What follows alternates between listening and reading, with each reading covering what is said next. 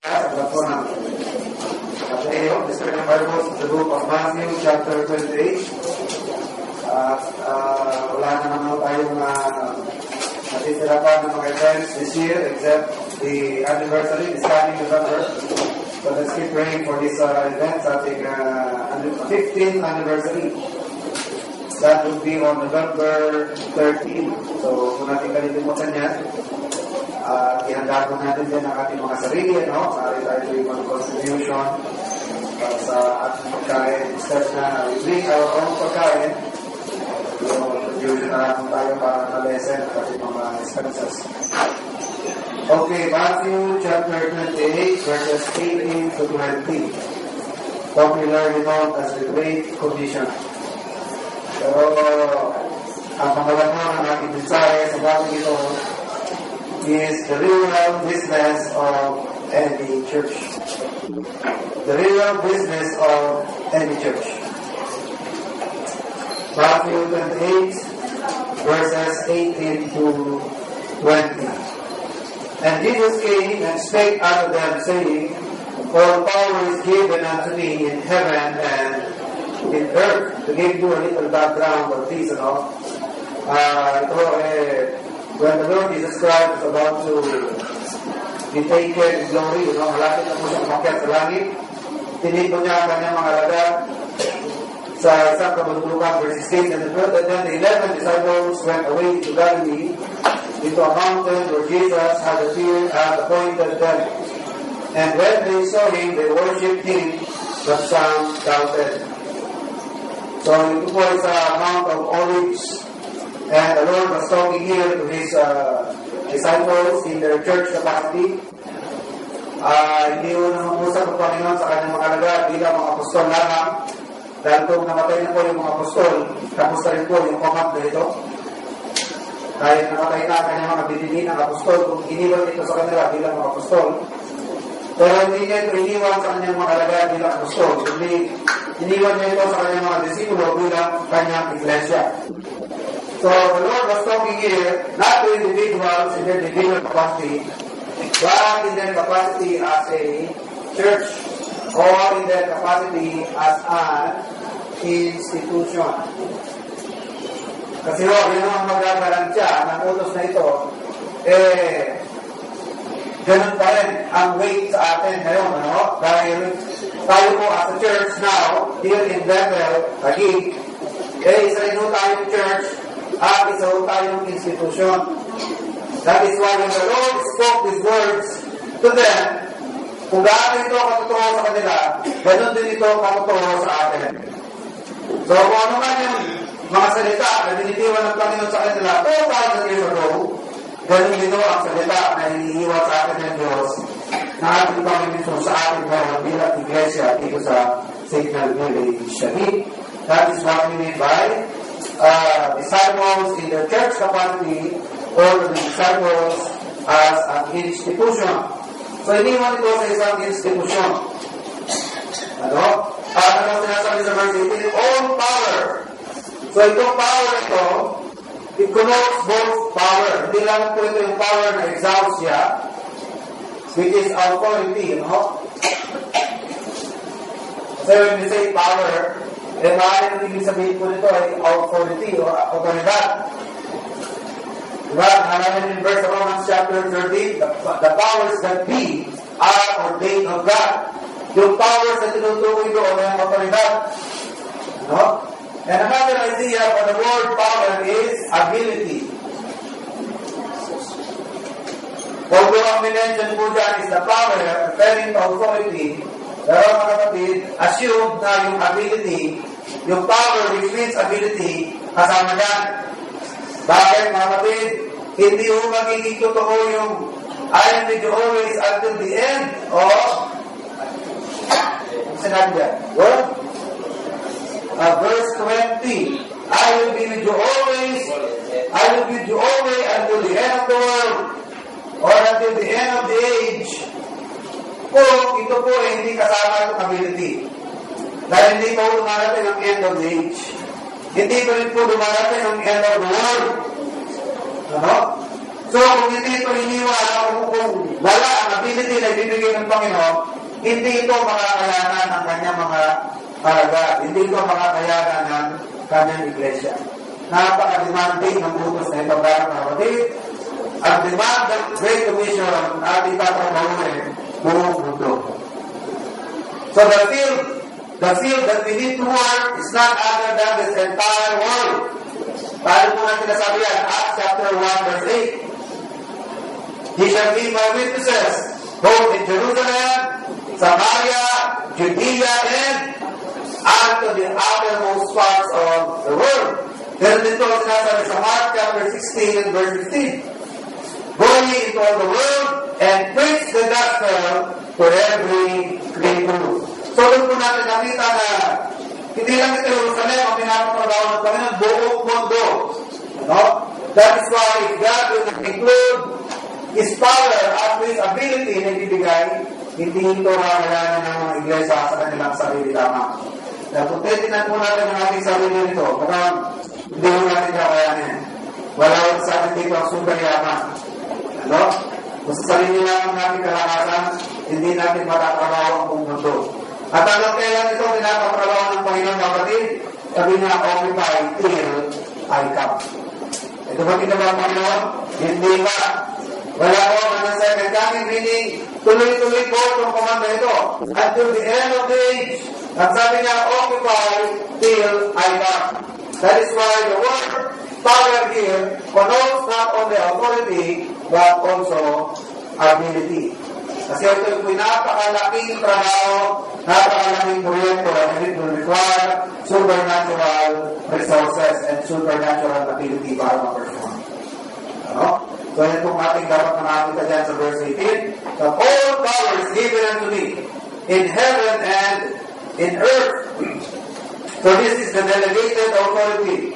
Power given. So, binigay kay Christ yung nagbigay at Ama. And by virtue of that authority, verse 19, go ye therefore. Now, kanino po yung sinabi itong command na ito? Kanino binigay ang command? Sa ye. Sino yung tinutukoy dyan na ye? Go ye therefore. Sino po ang sino po ang tinutukoy itong sentang ye? Iba yung ye, yan yung old English ng you. Go you or go ye. Pero sino tinutukoy dyan na ye? Ang kanyang church. So, this is given to the church. Hindi mo kung sino-sino lamang ang dapat mag-perform ng trabaho nito. Ano? Marami ang umaako niya, pero walang ibang binilingan niya ng Panginoon, kundi ang kanyang iglesia. Maraming gustong gawin niya. Anong ebidensya? Dito lang sa Pilipinas, hindi na mabilang, ilan ang dami ng kaniyo. Lahat yan, nag-preach. Lahat yan, nag-evangelize. Lahat yan, ginagampanan din daw ang gawain ng Panginoon. No? Gawain ng Panginoon. Pag tinanong mo sila, anong trabaho nyo? Gawain ng Panginoon. Para hindi na ginagawa nyo, para sa Panginoon. So, lahat yan, mag-claim na ang ginagawa nila ay gawain ng Panginoon. Pero tanong mga kapatid, sino ba lamang ang inutusan na gawin niya? So, sino po lamang ang inutusan na gawin niya? Sila lamang ang authorita or rights, sila lamang ang mayroong karapatan na gagawin niya. Kaya nga sa langit, hindi lahat ng pangaral, ina-accept ng Panginoon o nire-recognize ng Panginoon. Remember, Matthew chapter 7, verses 22 and 23. Pagdating sa araw ng paghukom, maraming magugulat. They will be surprised. According to Matthew 7:22, on that day, many will say unto me, Lord, Lord, have we not preached thy name? You have a verse? Matthew 7:22, have we not preached? Sila'y nangaral din. At sabi dyan, in thy name, we have done many wonderful works. Marami kaming nagawang dakilang mga bagay. Maraming mga proyekto ang aming isinagawa. Alang-alang sa iyong pangalan, in thy name. Hindi dyan sinabi in the name of Satan. Hindi sinabi in the name of our group. Sabi nila, in thy name, sa ngalan mo, ginawa rin namin ito. Pero, basahin yung verse 23 of Matthew chapter 7, sabi dyan, and I will say unto thee, unto them, depart from me, I never knew you. So, hindi po nire-recognize ng Diyos ang kanilang pangalan. Hindi nire-recognize ng Diyos ang kanilang ginagawa. Dahil hindi lahat ng umaayo at ginagawa ang pangalan ng salita ng Diyos ay pinakilala ng Panginoon ay yung kanyang mga inauthorized. Dalaga biglang inauthorized, kundi ang kanyang true churches. Sana na-realize namin yan. Hindi mo lahat pwedeng gawin na. Hindi pwedeng sabihin ng kahit sino na kagabi na nagilip ako para kinausap ako ng Diyos. Kinausap ako ng Diyos na parang pinapahiwati sa akin ang may pangaral. Marami na rin po amin nakausap dahil niya na-encounter ng mga tao. Nag-usap sa amin ng Diyos habang nag-inipa po siya. Parang ipinahiwapit niya sa akin na ako'y mangaral ng kanyang ebanghelyo. Ako'y magtayo ng kanyang salita. Hindi mo ganyan makapatid ang sistema. Kung ganyan, lahat pwede, lahat ang pagsabi. Dahil hindi mo naman masusukat, hindi mo naman malalaman kung talagang nag-usap ang Diyos sa kanila. Ha? Sabihin nila, ang Diyos, kinausap ako. Wala ka naman buhay, para marami nyo. Hindi, wala naman ako. Pero mga kapatid, hindi mo sa ganyang paraan nalalaman yan, no? Para makilala po natin ang tunay na church na inauthorize, madali lang kalaman yan. Itatanong ko lang, sino ang nag-authorize na gawain nyo? Kanino nag-galing ang inyong authority para gawin yan? Parang sagot sa inyo, wala lang, naisip lang namin. Pagkasagot nila, wala lang, naisip lang namin na gawin ito. Naisip ko lang. Tandaan nyo, wala na yan. Hindi na totoo yan. Kasi ang tunay na gawain ng Diyos, mayroong nag-i-sponsor niya. Kagaya ito church natin, sino nag-i-sponsor nito? It was sponsored by Bethel Baptist Church of Local Oklahoma. Ngayon, if you will do the same thing and ask the same questions sa Local Oklahoma, itong church sa Local Oklahoma, sino nag-authorize o nag-sponsor ng gawain kung bakit nagkaroon ng gawain dito? Kanino ko accountable? Nag-send out sa amin. Yung father church namin sa downtown Oklahoma. Ganun din yung tatanong ko sa downtown Oklahoma. Tapos tinanong ko sila, sino ang nag-authorize kung bakit nagsimula nagkaroon ng gawain sa downtown Oklahoma? Sigurado may sasagot ka. Pero gawain na nag-send out sa amin. And so on and so forth. Hanggang sa karoon yung lihan, saan ang tatapos?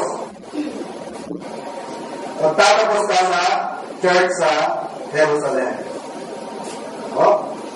And the church in Jerusalem is founded by the Lord Jesus Christ. Paano kung sa pagsusuri mo, dito ka nagtapos sa 1500s? Wala na yan. Tapos, Jerusalem Church, mga kapatid, approximately, it started 30 AD. Paano kung nagtapos ka? 313 AD. Hindi, ganun pa rin. Late ka pa rin. Sa 1500, ano mga grupo ang nilitaw? Ano mga simbahan? Protestant? Napakaraming Protestant, ano pa? Presbyterian? Mga 1500s din yan. Mga John Calvin. Mga galing kay Calvin. Mga Calvinist. Protestant, mga Lutheran, UCCP, Alliance, Evangelical, Methodist, gamit na rin mga Methodist, marami yan, mga Wesley, pareho lang yan, Methodist, mga Wesleyan Church, pareho lang yan. Iglesia ni Cristo, kailan yan? 1914, Aglipay, mga 1900s yata ito. Lokal na ito, mga 1900s. So yan mga kapatid, sa ganung pagtatanong ko lang, saan nagsimula, paano kayo nagsimula? Kung pag-usapan pa lang ang origin, marami na ang hindi mapasa. Correct? Marami na lahat yan, masasabi mo, wala na, hindi na totoo yan. Hindi nila pwede ibang palakihan. Papalaki-laki ng grupo namin. Ang daming nag-jojoy sa amin.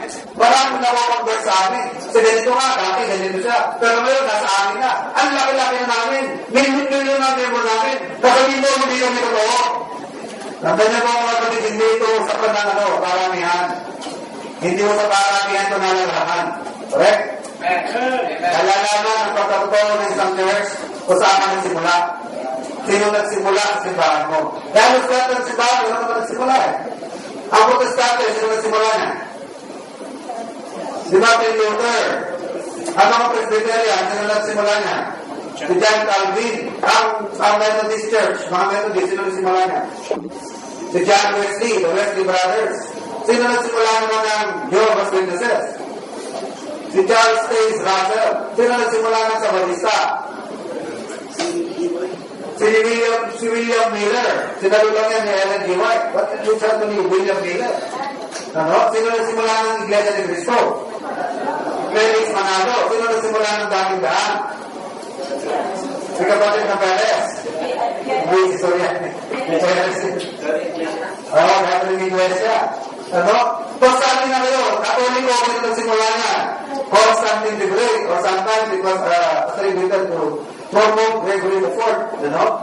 Pero alos lahat ng simbahan, meron mga human founders yan. Meron mga taong nagsimula na, ang tawag yan ay mga human founders. Ano? Isa lang mga alam ko na grupo ng mga simbahan.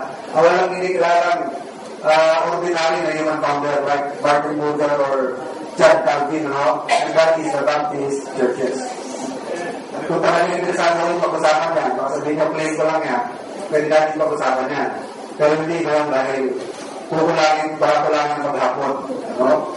Dahil pag-usapan natin yan, diba? Ang pinagsimulan niya, paano nangyari yan. Dahil ang simbahan naman ng Panginoon, hindi ba natin tinawag na Baptist? Ang tawag sa kanila sa Biblia ay church. Churches, Christians, brethren, disciples. Yun lamang, tinawag silang Paulicians, Waldenses, Tatari, Huguenots. Kung ano mga itinawag sa kanila, pinakamatandang tawag sa kanila, Anabaptist. As early as the year 400, sinawag na sila mga Anabaptist. Tinawag na ako pastor ng Reform, Matapos yung bago ng conference, saka sa dumating, alas 7 na natin. O mga 8, ganyan. Matapos yung conference, saka sa dumating, sabi niya. Kaya niyo akong mag-participate sa inyo, sabi niya. Hindi niyo ako kinikilala. Hindi niyo ako kinikilala bilang pastor. Kaya niyo ako na mag-dwell sa inyo, at ayaw ko na mag-participate sa inyo. And then, hindi sa akin, mga preacher doon. Ikaw ba, hindi mo ako kinikilala pastor, umamin ka. Umamin ka.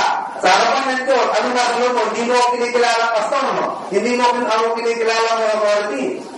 Eh, mga kaibigan ko pastor, walang nanginig, wala lang nasasabi nito. Nasa sa'yo yan, nasa sa'yo yan. Sa akin, pinala na ito, ikaw pastor, hindi ba hindi kami niniwala sa akin, ng authority mo, hindi kami niniwala ng pastor ko? Sabi ko, hindi nga.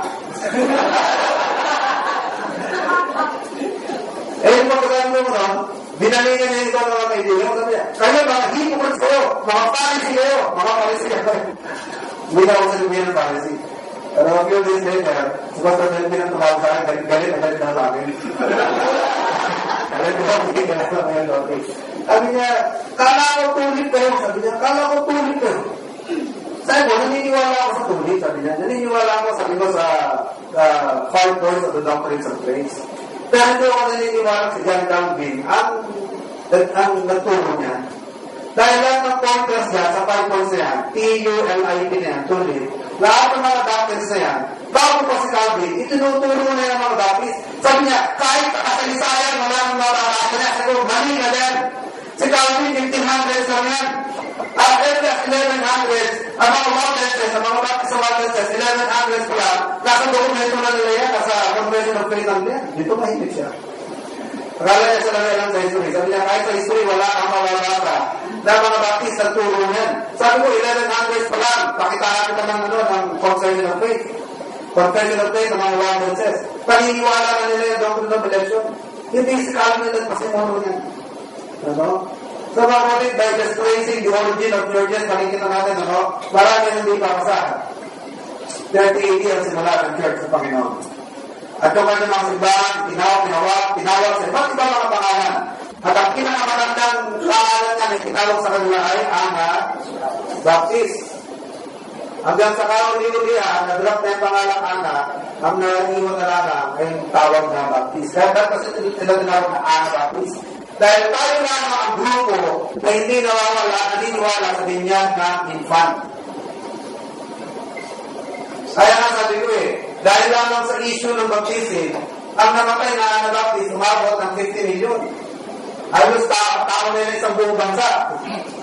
Pag sumasabahin ko lahat ng namatay sa gera, First World War, Second World War, namatay ng gera ni Napoleon Bonaparte, ng French Revolution, hindi aabot na ng 50 million.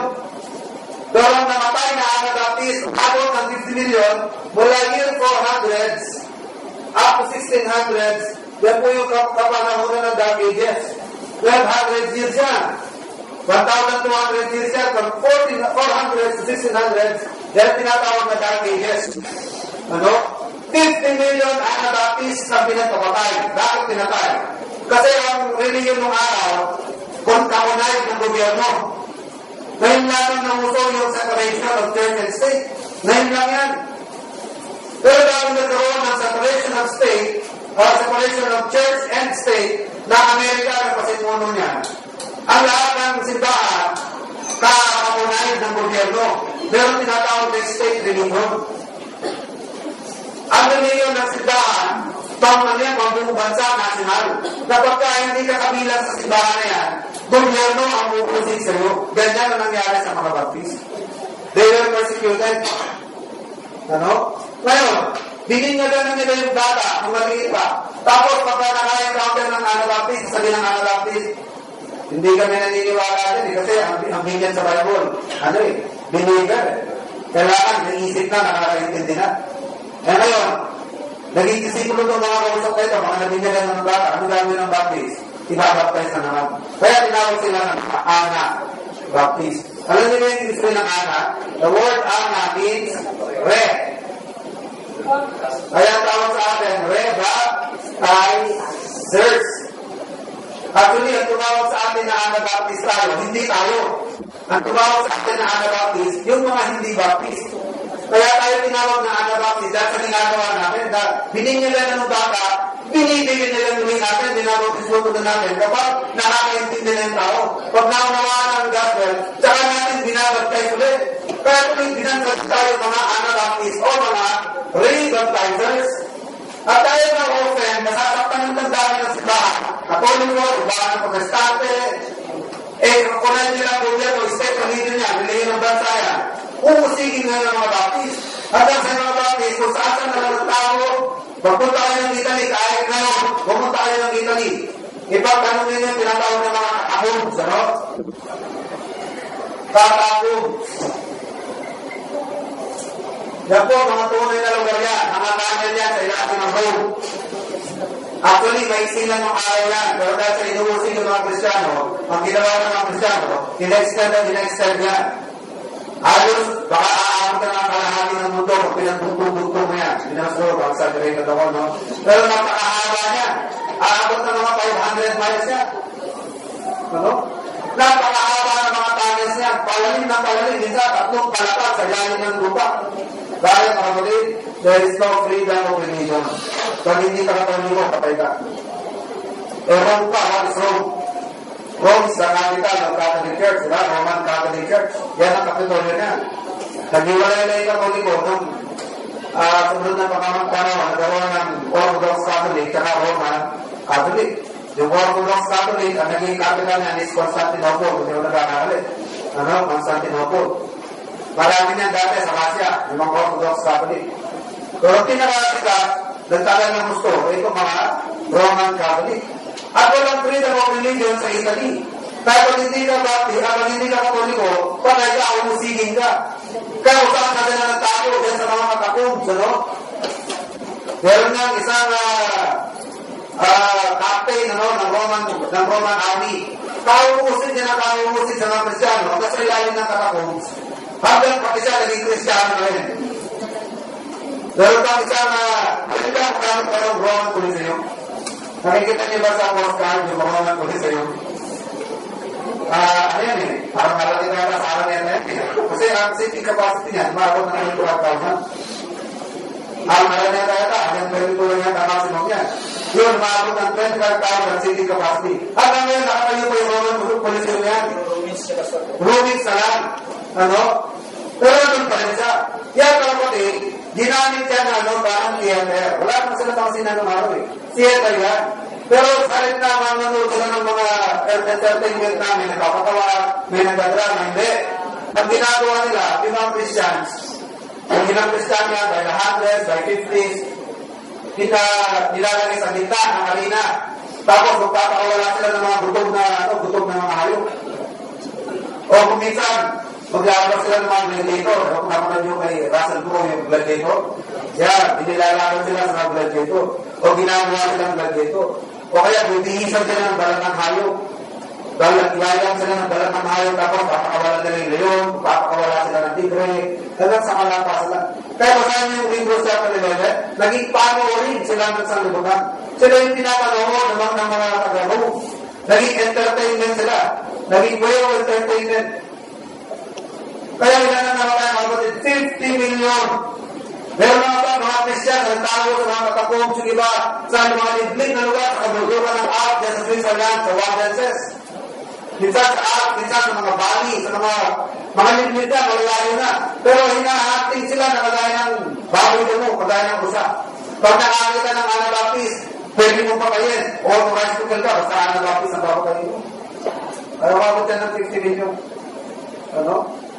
Kaya mga kapatid, walang ibang inauthorize ang Panginoon para gawin ang gawain nito except His local churches. His true local churches. Yun ang kanyang mga inuusan. Kailan yun? Around 30 AD. Ano?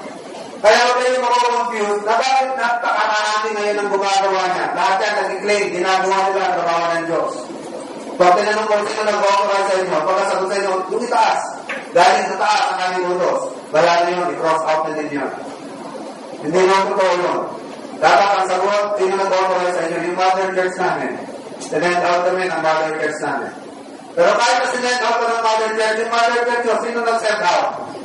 Ayun, gano'n na gano'n. Marami kasi meron mga mushroom churches. At huwag kayong content, huwag kayong na yung parang settle na kayo, contento na kayo kasi gawain naman ng Diyos, sigurado na ako, tatanggapin ng Diyos. Tsaka ang dami-dami na natin. Hindi mo ganun yung mga kapatid, hindi lahat ng nag-preach, hindi lahat ng pangangaral, tinatanggap ng Diyos at kinikilala ng Diyos. Matthew chapter 7, verses 22 and 23. Hindi ko mo nangangaral ka sa ngalan ni Jesus, acceptable ka na dahil Jesus naman ang dala-dala mo. Kaya mo sabihin na, katanggap na ito sa Diyos kasi Jesus naman ito eh. Sa Panginoon na ito, sa Diyos naman kung gawain na ito, hindi mo gano'n ang pattern. Ano? Hindi gano'n ang pattern. Ang authority to preach and perform the word of the Lord, nag-flow yan sa malinaw na paraan. Pero sending, may accountability. May accountability yung nangangaral sa subo sa kanya. Nakikita nyo rin sa Romans chapter 10. Ano? Verse 14. How can they preach?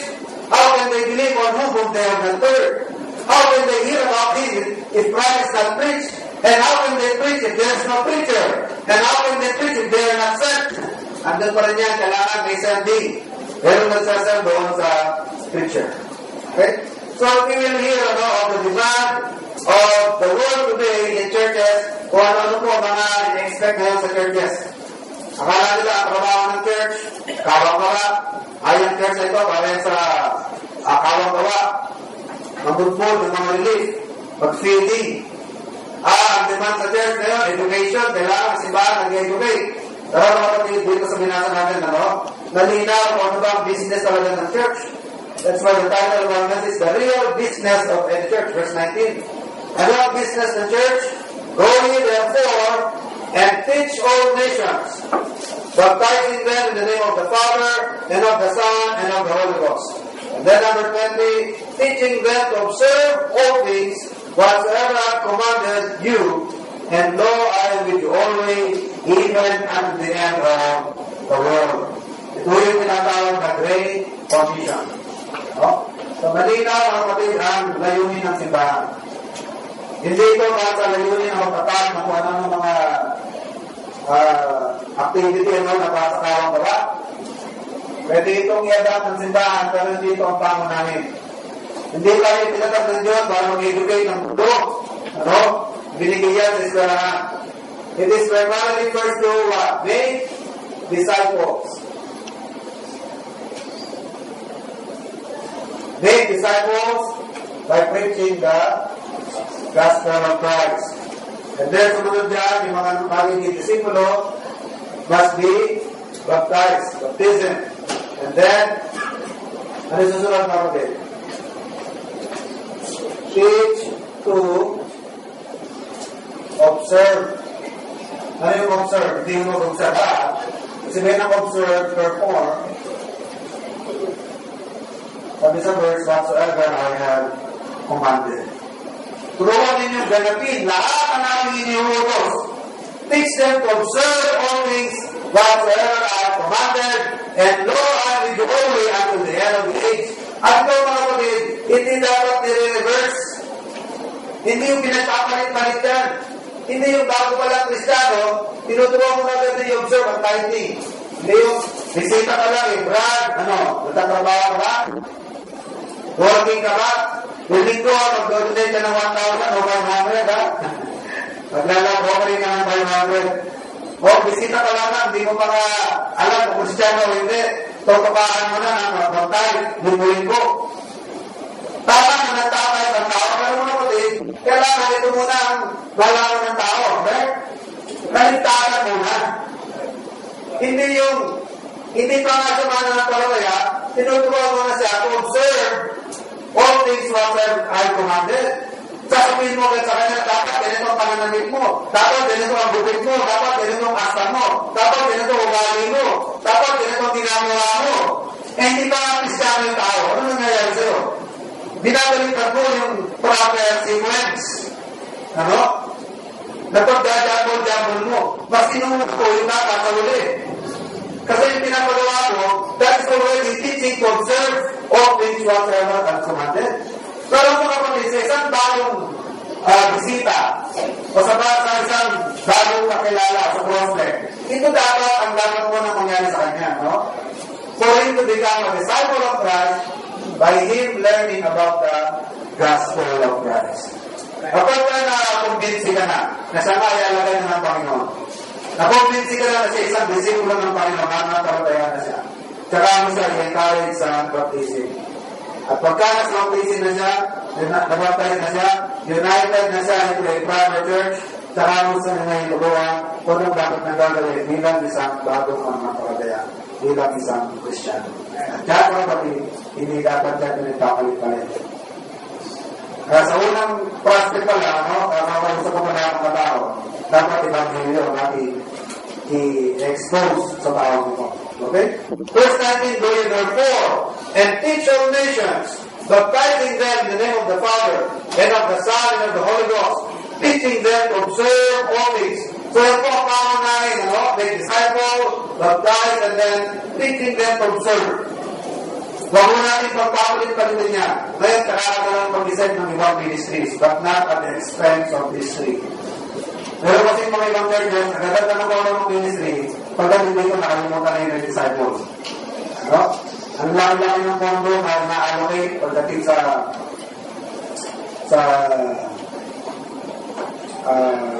education, awang gawa, pagdating sa nipon, dalila. Ganun din sa bansa, no?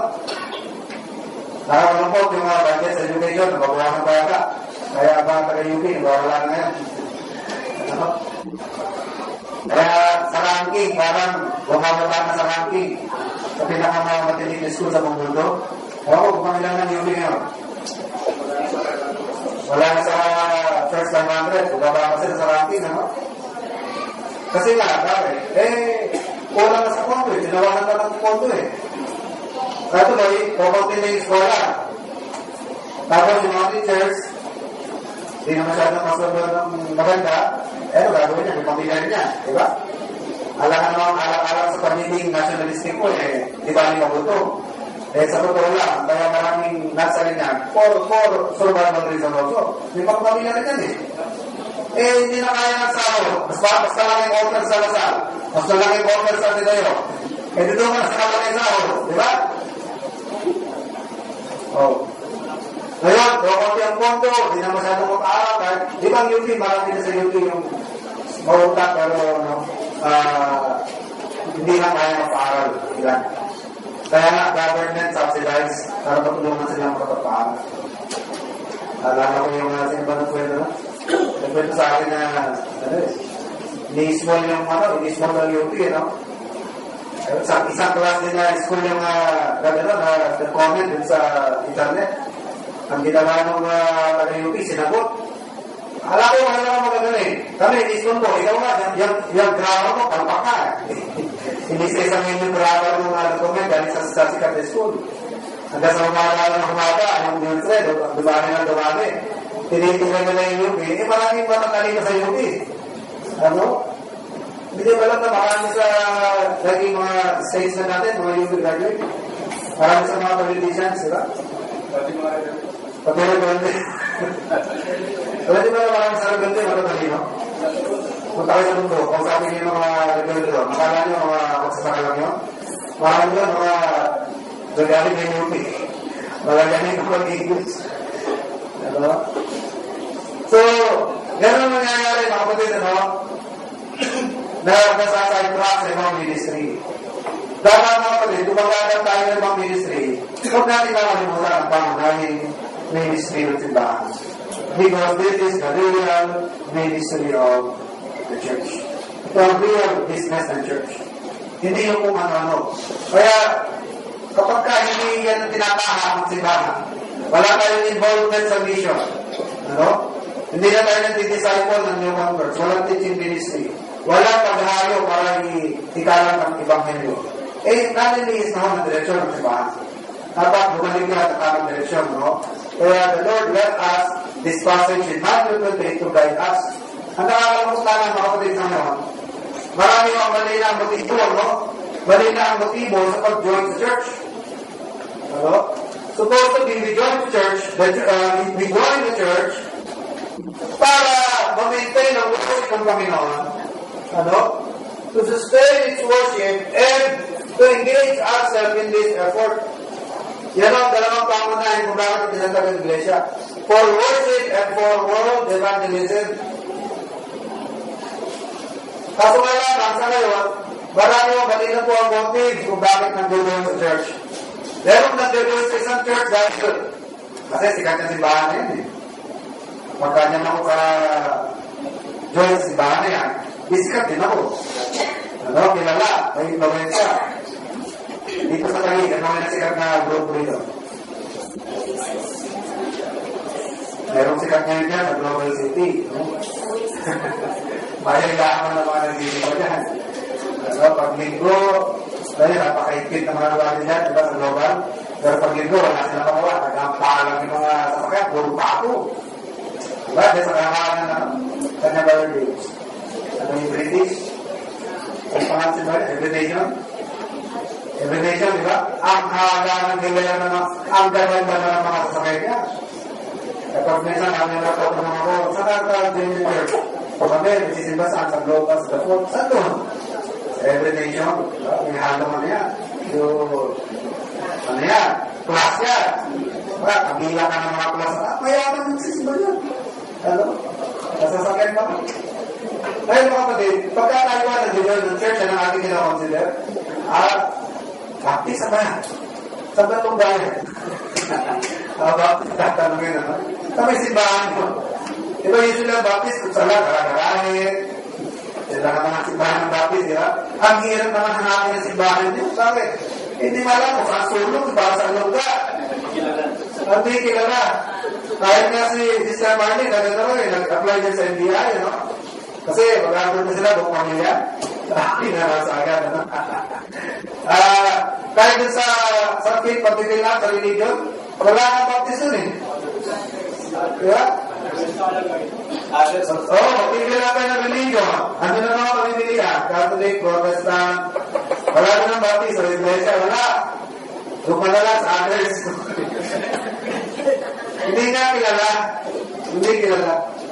So, ang simbahan kung saan-saan lang, sa mga karagarahe, mga bahay na lupa, ibang na. Yan dyan. Tayo, mga ilang kanto, wala ligaw, ilang kanto tayo na lupa.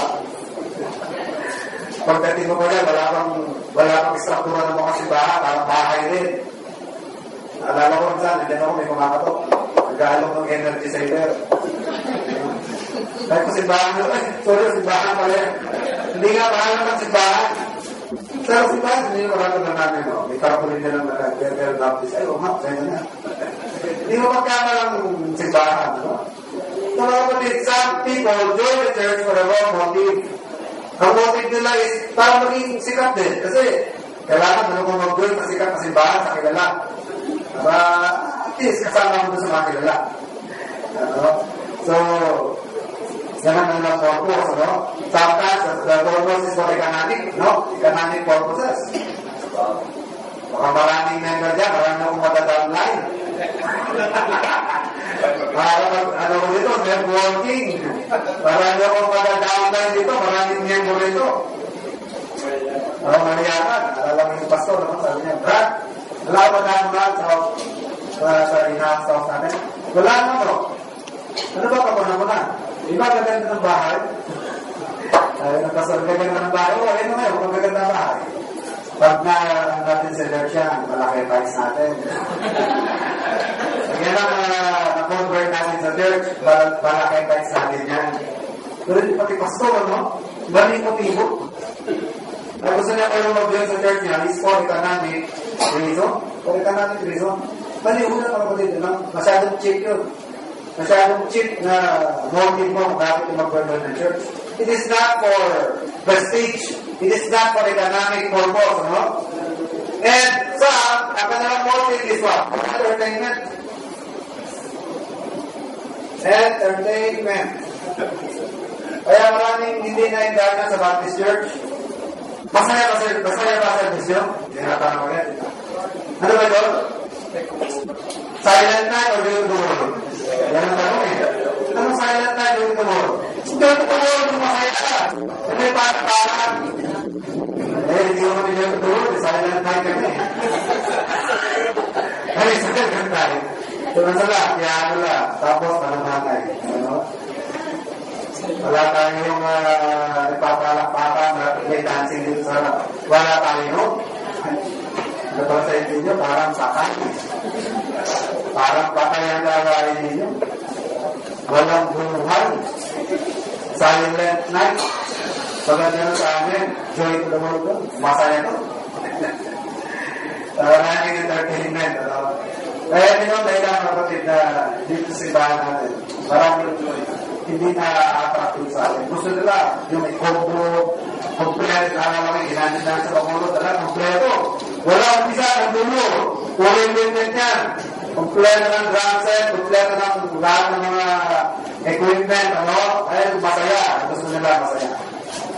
Ay sa akin mga kapatid, wala tayo, ibang kultura natin eh. Alam natin, ang worship hindi dapat conducive ang atmosphere.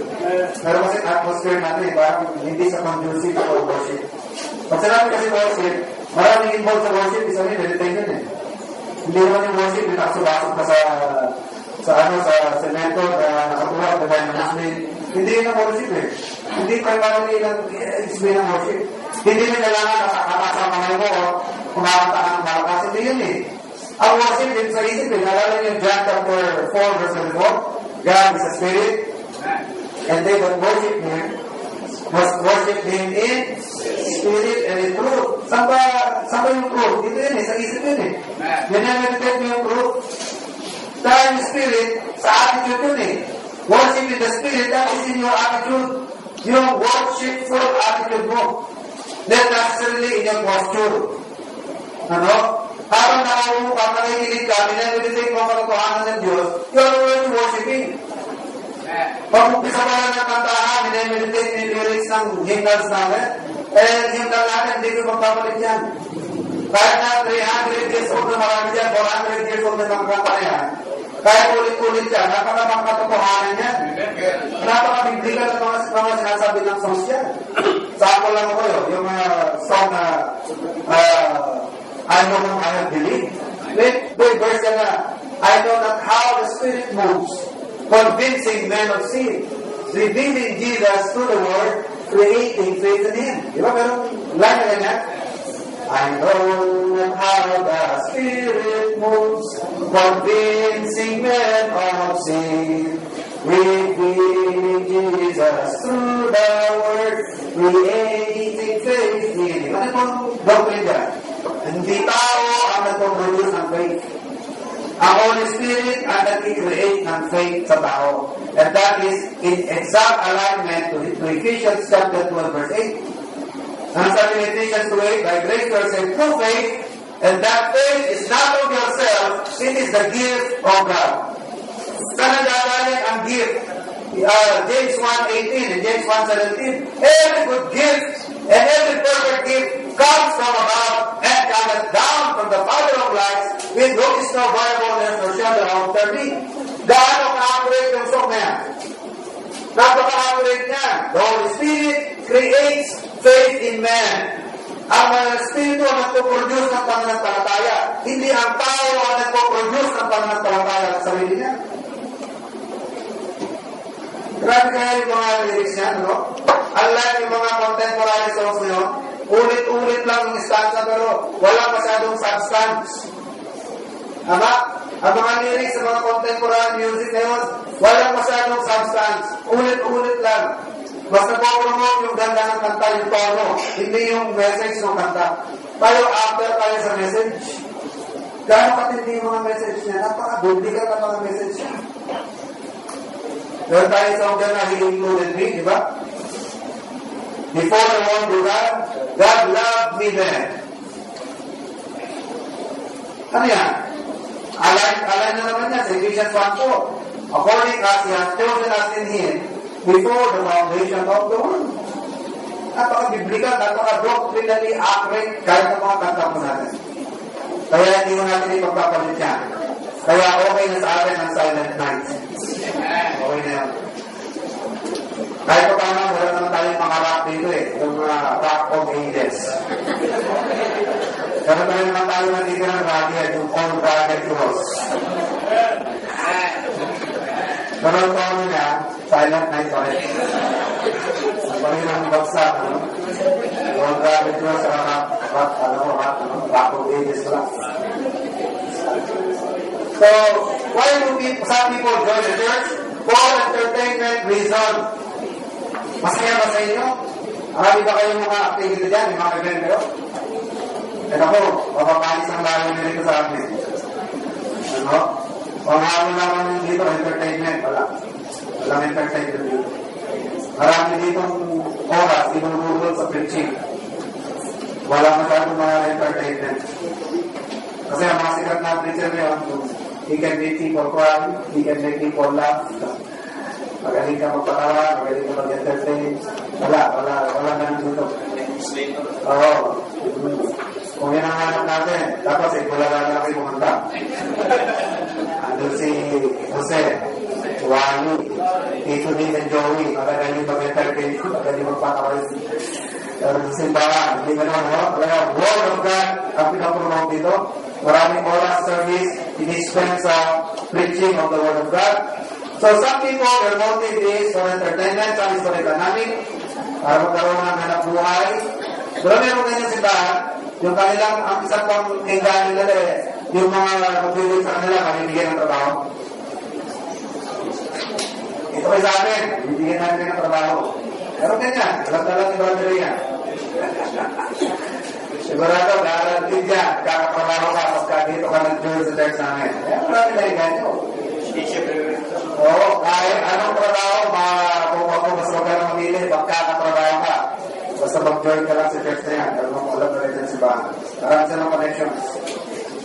Okay? What else? Some, their motive is for their ego to be inflated. Or for selfish motives. Kasi dyan sa church na yan, marami silang provecho. Marami na kukuha. At yung kanilang ego, natataas, nakikilala sila, ano? Kailangan ng church na yan, para sa kanila. Maraming benefit, marami sila nakukuha. Ang purpose nila ay puro get. They get attention. Nakukuha nila attention. They get praise of men. So, yan, lahat yan puro ego. Ano? And some of their motive, some people's motive is for social reason, no? For social purposes. Para magkaroon ng mga friends. Dahil nandun ng friends. Kaya the only reason for their staying in the church is for friendship's sake. Dahil lang sa friendship. Tama ba? Pero wala ka church sa ganyan na kaya lang ka lang pabalik-balik ka kasi nanilis mo na yung friend mo. Hindi mo nanilis yung pakikinig ng mensahe. Hindi mo naminis yung makikinig ng preaching o ano ba ang mensahe. Ay preaching, hindi mo inintindi yung message. Habang nag-preaching, nakikipagpalila ka ng daw. Abot-abot. Hindi mapigil ang friendship niyo, habang preaching eh. Nagkukwentuhan pa rin kayo, mga lang. Sulat ng sulat. Anong gulat ng mamaya? Sasagot naman siya. Hindi siya. Susulat na ng penny, ha? Hindi ka rin nagkukwentuhan, pero sulat ng mga sulat. Wala na, preaching, di ba? Hindi na inintindi. Wala na sa kailangan sa akin. The Holy God, the purpose of socializing. For social reasons, social purpose. Kaya kahit na nalipat ka na ng simbahan, naglugar, ayaw mo na magsimba. Kahit na isang simbahan na bakit? Hindi mo makakalimutan yung friends mo. Ayaw magsimba kasi wala naman yung magkakaibigan mo. Bali yun ba? Alam niyo sabi ng church corner natin, ito, the last paragraph, na pagka nalipat ka ng lugar, agad nagagahanap ka ng simbahan na kapareho ng paniniwala, kapareho ng doktrina. At pagdagawin ka doon, para may pagpatuloy mo ang pagsiservisyo sa Panginoon. Pero iba, nalipat ka ng lugar, ayaw na rin magsimba namin. Ayaw ko doon kasi wala naman mga kaibigan ko rin. Wala nang care sa Great Commission ng Panginoon. Wala nang malasakit sa project ng Panginoon. Wala kayo yung advancement of the cause of Christ. Kasi kung nasa isip mo yung cause of Christ, kahit nasa community ka, mag-join ka, kung saan meron church doon, nakapareho naman ng practice, at mag-involve naman nasa gawain ng Diyos na expand ang kingdom ng Panginoon. Pero yung motive mo, friendship lang. Wala naman din yung friendship. Huwag na lang ako magsimba. Eh, di wala talaga. Na-reveal ang tuloy ng motive. Ang naging motive mo lang, kaya kung nagsisimba is for friendship's sake or for social purposes. Hindi ka talaga nag-join para may-involvement ka sa pag-advance ng gawain ng Panginoon. Which is the church's real business. The real business of any church is to expand the word of Christ, the kingdom of Christ, through his local churches. Pero kung yun ang motive mo, wala na. You came for the wrong purpose, wrong motive. And sa pananakita ko mga kapatid na malimutin ko kung bakit nag-church ang tao for the purpose of what? Salvation. Pero ganyan. Kaya ako sasali sa simbahan na yan kasi yan simbahan na yan. Yan ang magagalan ng aking kaligtasan. Di ba yan teaching ng Roman Catholic Church? I'm sorry, ito ay Catholic, ano? Majority naman sa atin dito lahat Catholic. I was a Catholic myself. At ako natakot ang mga Catholic na mawala sila sa simbahan. Alin sila yung ex-komunikado? Yung mga ex-komunikado? Man-church? Yung matanda na simbahan? Di ba si Rizal? Si Rizal, na ex-komunikado yan. Kaya natin siya may kasal-kasal eh. Alam niyo kung sino nakasal kay Rizal? Siya lang. Saka yung misis niya. Kasi walang simbahan na mag-accept sa kanila. Kasi nga, ex-komunikado, tawag sa kanila, RNS. So, yan ang kinakatakot ng mga tao ng araw. Yung ex-komunikado nila, nasasabihin ng simbahan, tanggal ka na, simbahan ito. Ano ka na? Ano yung nabigay in terms sa iglesia? Tiwala ka na, simbahan ito. Ex-komunikado ka. Kaya ginawa nila, sabi ng misis niya, ng kanyang girlfriend, lumuhod sila, nag-pray nila sa Diyos ang holding hands. Sabi nila, Panginoon, alam niya naman ang tandaan ng aming puso na kami nagnanais na isang virgin. Walang gusto magkasal sa amin, kaya kayo na lang po magkasal sa aming dalawa. Kasi sila naging mag-asawa na. At nagkaanak sila. Alam niyo mo kayo nasa Rizal? Pero nabuhay lamang ng 30 minutos. Yung anak ni Dr. Rosel. Yan ang teaching ng Catholic. Sa pagwala sa simbahan, walang kaligtasan. Yan din ang true teaching ng Iglesia ni Cristo. Correct? Meron sabi dito galing sa Iglesia ni Cristo. Ang teaching ng Iglesia ni Cristo, walang kaligtasan outside of the Iglesia ni Cristo. Pag hindi ka membro ng Iglesia ni Cristo, hindi ka maliligtas. Maraming mga kapatid, ako ang turo ng Biblia, kahit walang simbahan ng tao, pwedeng maligtas. Kasi nga ang simbahan, hindi naman yan ang nagliligtas. Diba? Sabi ng Bible, the only Savior is us. God says, I am the way, the truth, and the life. No man comes to the Father but by me. Sabi ni Christ, I am the way. John daan. Acts 4:12. For there is no other name under heaven given among men whereby we must be saved.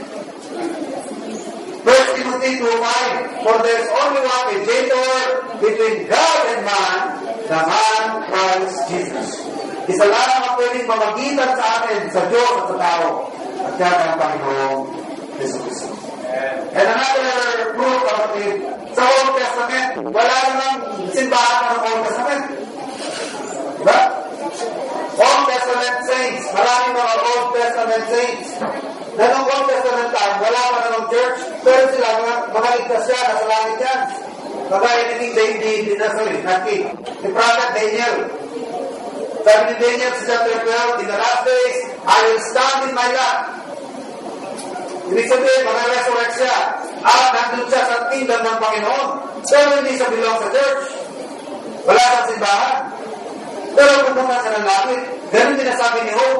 The worms will eat me, yet in my flesh will I see God.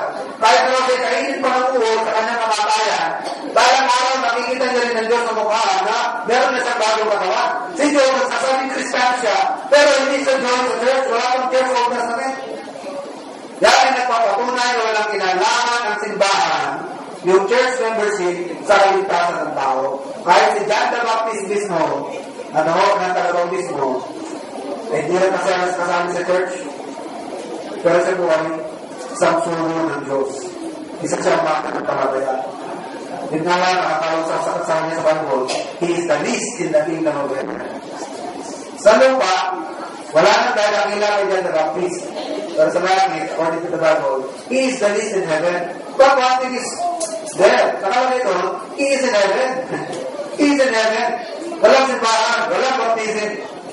Kaya mga kapatid, if you join the church, nalakala mo, yung church na yan, maglilid ka sa'yo, wrong. Sabi nga, hindi pwede magligtas ang simbahan. Sabi ng Bible, there is no other name given among men whereby we must be saved. At yan is Jesus Christ. Sabi niya, I am the way, the truth, and the life. No one comes to the Father but by me. Nang itapo ang Panginoon, tulisan, nasa kanan. Hindi rin naman Espanyol, wala rin simbahan yun. Pero sabi ni Cristo, today, you will be with me in paradise. Ano lang ginawa niya? Nag-trust lang sa Panginoon. That is why, kung yan po ang inyong concern sa bagay nito, kahit pa paano, iniisip nyo na inyong kaligtasan.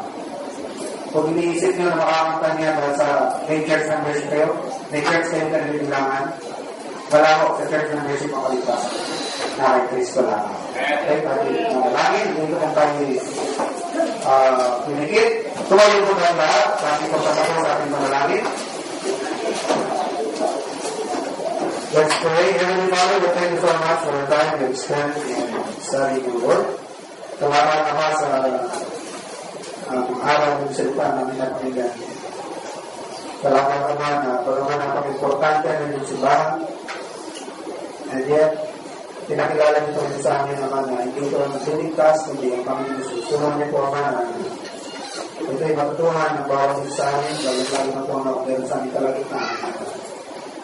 Concern na rin ng bagay nito, iisip niya ang kanyang kaligtasan, ang kalagayan ng kanyang kalwa, sa kanyang pagkamatay. Ang langin namin naman na ituro ng Banal Espiritu sa kanyang puso ang mga natutugin sa Panginoong Jesus. Ginagawa niya ng isang pag-asa at ng isang kapagligtas. Salamat po Ama sa inyong salita, salamat sa bawat isa. Salamat po Ama sa mga panalangin na ating pinagpigyan ng baga. At dalangin po Ama ang mga may karamdaman sa aming kalagitnaan. Ay po nito ang mga lupang katawan. At muling naman pagkabigin ang kanilang mga kalusugan. At dalangin po Ama yung pag-iingat sa mga pag-uwi, magiging ingatan. At pagpalangin po Ama mga gawain na lalamiba sa hapon. Kayo po ang patuloy na magpala at mamuna. At sa inyo po namin binabalik lahat ng kapurihan at pasasalamat sa mga namin Panginoon Jesus. Amen. Kaya po, mamaya po natin baksa. Kaya po natin ang mga bisita. Kaya po,